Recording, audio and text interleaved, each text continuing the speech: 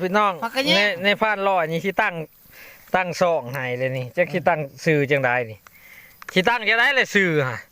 ซื้อซองค่ะ เสียโค้ง เลยจังไดอีก เสียโค้งพอกระแยง เจอโค้งพอกระแยง โง่ร้อยบ่ ร้อย ร้อยเนาะ เสียโค้งพอกระแยง พาFCเจ้านี่ตีให้ติดตามนี่ตี ปากคนไรก็แจ้งทุกคนเสียโค้งพอกระแยง อุ้ยคือได้ตัวนี้ คือปะ คือ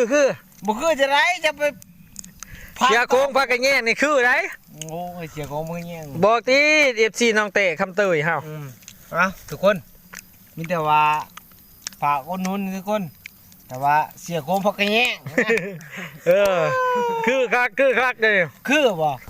เขาบ่คืออะ จับมืออีกกับในพานลอยนี่พี่น้องเอ้ย โอ้ยเขาเบิ่งเขาบ่คือแถวห้วยแหละ เอ้ย ซ้ำแยก สามแยกหวยเด้อพี่น้องเด้อในพานลอยไปเก็บไปกดเงินมานี่มื้อนี้มาพอกันเลยนี่หลังจากขายของเบิร์ดกับมาพอกับในพานลอยนางกินในหวย หมูตาย เลยมาจัดกันเลยมื้อนี้ในหวยเลย